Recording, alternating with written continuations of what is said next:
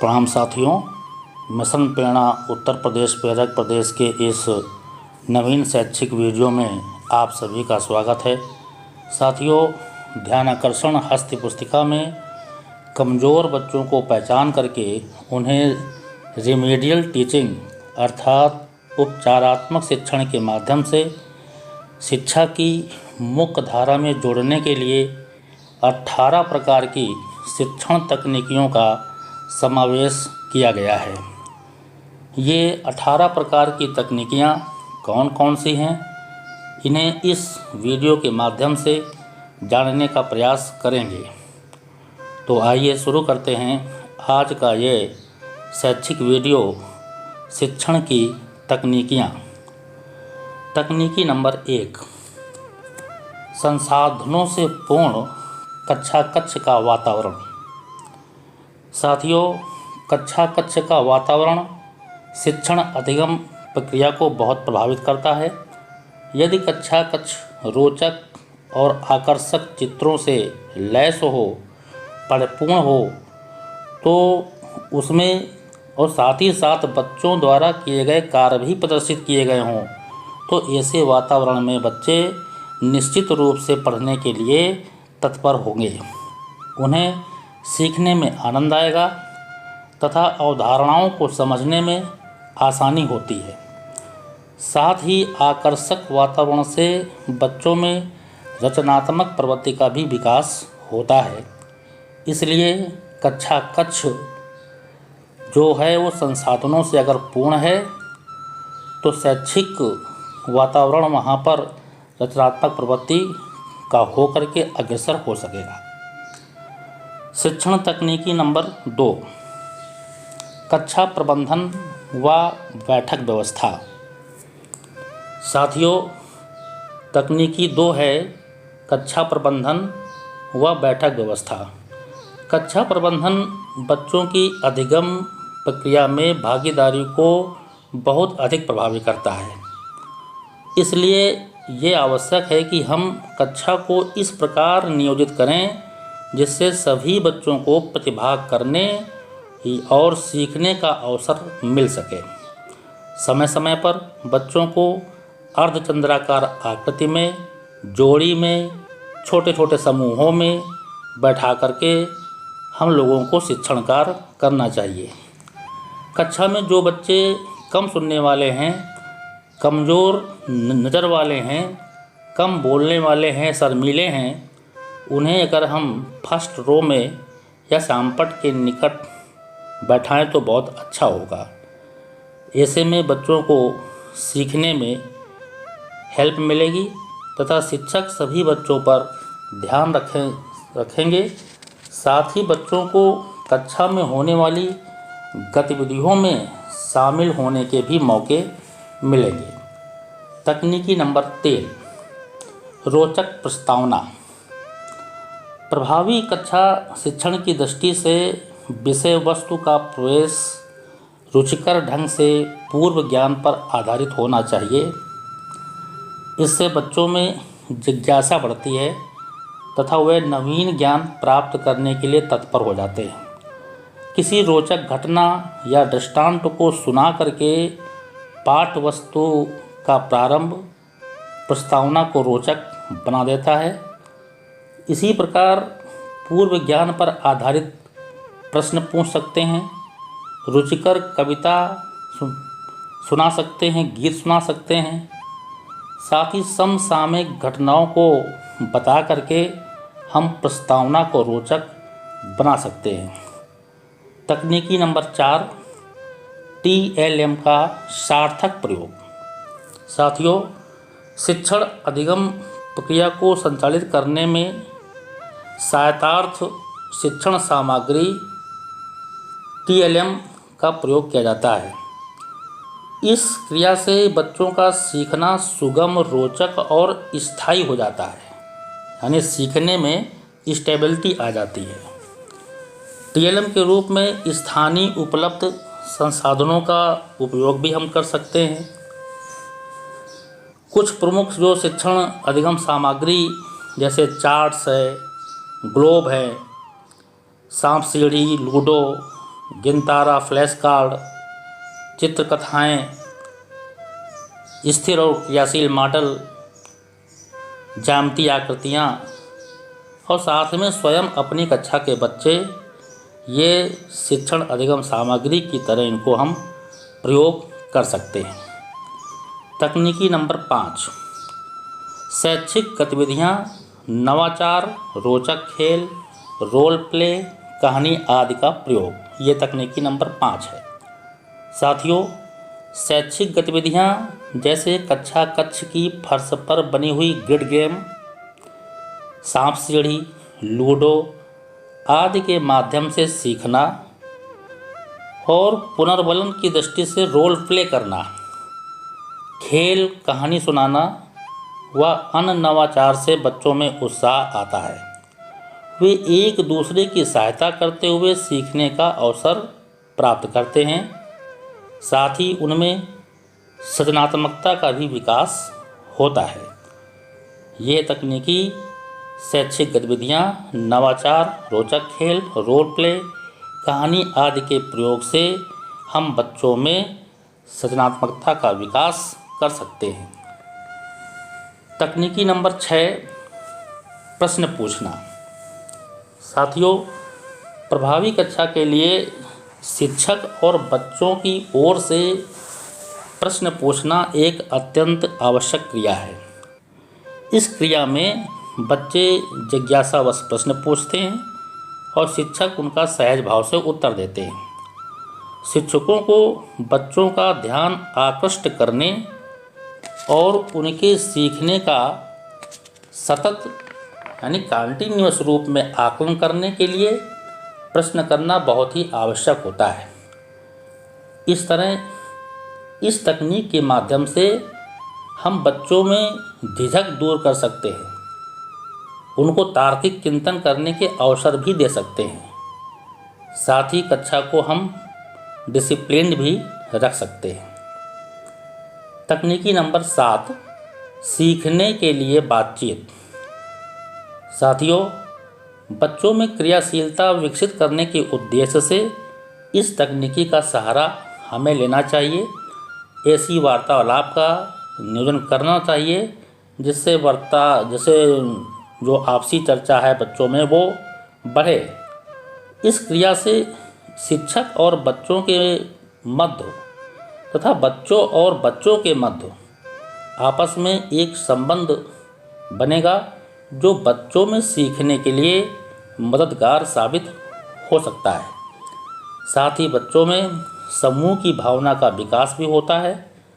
तर्क चिंतन से वो किसी निर्णय पर पहुंचने में सक्षम हो सकते हैं। साथियों, ये थी सीखने के लिए बातचीत नामक तकनीकी नंबर 7। अब बात करते हैं तकनीकी नंबर 8, बच्चों के लिए वर्कशीट अर्थात कार्यपत्रक। साथियों, इस तकनीकी के अनुसार शिक्षक द्वारा विषय वस्तु के प्रस्तुतिकरण के बाद बच्चों की स्पष्ट समझ विकसित करने के उद्देश्य से वर्कशीट तैयार करके समूहों में बांट करके बच्चों को स्वयं कार्य करने के अवसर दिए जाते हैं। इससे क्या होता है, बच्चों को आनंद आता है और वे एक दूसरे की मदद करते हुए सीखते भी हैं। साथियों, ये थी बच्चों के लिए कार्यपत्रक नामक तकनीकी नंबर 8। अब तकनीकी नंबर 9, सभी को शामिल करना, इन्वॉल्विंग ऑल। साथियों, सीखने के पीछे संभावनाओं को बढ़ाने के उद्देश्य से सभी बच्चे एक दूसरे की हेल्प करते हुए शैक्षिक गतिविधियों में प्रतिभाग कर सकें। इसी उद्देश्य की पूर्ति हेतु शिक्षकों को इस तकनीकी का प्रयोग करना चाहिए। जैसे हम कहानी सुना सकते हैं, प्रयोगात्मक कार्य करा सकते हैं, समूह कार्य करा सकते हैं, समूह गान भी करा सकते हैं। इन गतिविधियों में सभी बच्चे शामिल किए जा सकते हैं। तकनीकी नंबर 10, समूह कार्य, ग्रुप वर्क। पूर्व नियोजित गतिविधियों को उसे 5 बच्चों के छोटे छोटे समूहों में विभाजित करके कराने से अधिगम प्रक्रिया इजी और सुगम हो जाती है। साथ ही ग्रुप वर्क से बच्चों की झिझक भी दूर होती है, एक दूसरे की हेल्प करने की भावना भी डेवलप होती है और सबसे अच्छी बात तो यहाँ ये होती है कि कक्षा का वातावरण प्रजातांत्रिक हो जाता है। तकनीकी नंबर 11, जोड़ी में कार्य, पेयर वर्क। पूर्व नियोजित गतिविधियों को जोड़ी अर्थात 2 बच्चों के समूह में कराने से बच्चों को बिना भय के अपने मित्र साथी से सीखने का मौका मिलता है। इस तकनीकी में शिक्षकों को इस बात का ज़रूर ध्यान रखना चाहिए कि दोनों बच्चों में जो ग्रुप बना रहे हैं, दोनों बच्चों में सीखने का अंतर अलग अलग हो। यानी एक बच्चा तीव्र गति से किसी प्रसंग को सीख रहा है और दूसरा बच्चा कम गति से सीख रहा है, तो इसमें यह होगा कि जो दूसरा बच्चा होगा पहले बच्चे से सीख करके लाभान्वित होगा। तकनीकी नंबर 12, परिवेशी संसाधनों का उपयोग। टीएलएम की अनुपलब्धता ये तकनीकी पूरा कर देती है, क्योंकि पूरी प्रकृति, पूरा नेचर एक प्रयोगशाला है। प्रकृति की हर चीज़ बच्चे देखते हैं, जिससे परिवेशी संसाधनों जैसे कंकड़ हैं, पत्थर हैं, पत्तियां हैं, इनसे बच्चे अवधारणाओं को स्पष्ट रूप से समझ लेते हैं। तकनीकी नंबर 13, अभ्यास के अवसर देना। किसी अवधारणा को जान लेने के बाद उसकी अच्छी समझ बनाने के लिए अभ्यास की आवश्यकता होती है। बार बार अभ्यास करने से विषय वस्तु की अच्छी समझ आ जाती है। कक्षा शिक्षण के पश्चात बच्चों को निरंतर अभ्यास के अवसर उनके अधिगम स्तर को बढ़ा देते हैं। साथियों, तकनीकी नंबर 13, अभ्यास के अवसर देना। मोस्टली प्रत्येक अध्यापक अपने कक्षा कक्ष में जो क्लास वर्क देता है, इसकी संज्ञा में हम इसको ला सकते हैं। तकनीकी नंबर 14, अर्जित ज्ञान की पुनरावृत्ति। साथियों, ज्ञान की पुनरावृत्ति से बच्चों का सीखना स्थायी हो जाता है तथा विषय वस्तु की समझ स्पष्ट रूप से आ जाती है।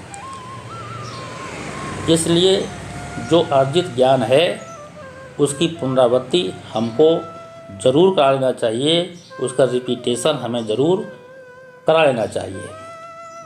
तकनीकी नंबर 15, सकारात्मक प्रतिपुष्टि देना, जिसको बोलते हैं पॉजिटिव फीडबैक। बच्चों की कठिनाइयों और मजबूत पक्षों का पता करने के लिए शिक्षक बच्चों के कार्यों का अवलोकन करते हैं। यदि कोई बच्चा कठिनाइयों का अनुभव कर रहा है और दूसरा बच्चा नहीं कर रहा है, तो दोनों स्थितियों में हमें सकारात्मक प्रतिपुष्टि यानी पॉजिटिव फीडबैक ही देना पड़ेगा और देना चाहिए। इसका सबसे बड़ा लाभ ये होता है कि बच्चों में सीखने के प्रति सकारात्मकता बनती है और सीखने के लिए उसे प्रोत्साहन मिलता है। तकनीकी नंबर 16, शैक्षिक भ्रमण। साथियों, सीखने की इस प्रक्रिया में शैक्षिक भ्रमण अत्यंत महत्वपूर्ण है। वर्ष में 2 या 3 बार शैक्षिक भ्रमणों के लिए बच्चों को कक्षा के बाहर, स्कूल के बाहर ले जाना चाहिए। इससे बच्चों में स्थल विशेष का प्रत्यक्ष अनुभव प्राप्त होगा, क्योंकि वो पहले से ही परिवेश से जुड़े हैं, परिवेश की वस्तुओं से जुड़े हैं, तो स्थल विशेष का अनुभव उनको इस शैक्षिक भ्रमण के माध्यम से प्राप्त होगा। और दूसरा ये होगा कि बच्चों और टीचर्स में एक सहजता आएगी, बच्चों और शिक्षक में, बच्चों और शिक्षक के प्रति सहजता भी आएगी। तकनीकी नंबर 17, सरल से कठिन की ओर, सिंपल टू कॉम्प्लेक्स। साथियों, प्रारंभिक कक्षाओं में शिक्षण पद्धति सरल से कठिन की ओर होती है, क्योंकि जो अवधारणाएं या जो जानकारियां बच्चों को पहले से प्राप्त हैं उनको वे सरल प्रतीत होती है, क्योंकि जो ज्ञात है वही सरल है। कक्षा में शिक्षण कार्य इसी सिद्धांत को ध्यान में रख करके किया जाता है, जिससे उनकी कक्षा एकदम जीवंत बनी रहती है। और अंतिम तकनीकी है 18 नंबर की प्रोजेक्ट वर्क। साथियों, प्रोजेक्ट कार्य प्रमुख रूप से एक प्रकार का खुला क्रियाकलाप है। यह एक समयबद्ध सुनियोजित क्रिया भी है, जिसमें बच्चे किसी कार्य को या किसी समस्या पर विचार करते हैं। ये प्रक्रिया एकल या समूहों में भी हो सकती है। इस प्रक्रिया का प्रमुख लाभ ये होता है कि बच्चे स्वयं करके सीखते हैं तथा उनमें सृजनात्मकता का भी विकास प्रोजेक्ट कार्य के माध्यम से होता है। साथियों, ये थी 18 प्रकार की शिक्षण तकनीकियाँ, जिन्हें हम अपने कक्षा शिक्षण में लागू करके बच्चों के अधिगम स्तर को सुधार सकते हैं। आशा है आपको ये वीडियो पसंद आया होगा। मिलते हैं एक नए वीडियो में एक नए कंटेंट के साथ। तब तक आप मिशन प्रेरणा से संबंधित हस्त पुस्तिकाओं का अध्ययन करते रहें। नमस्कार, धन्यवाद।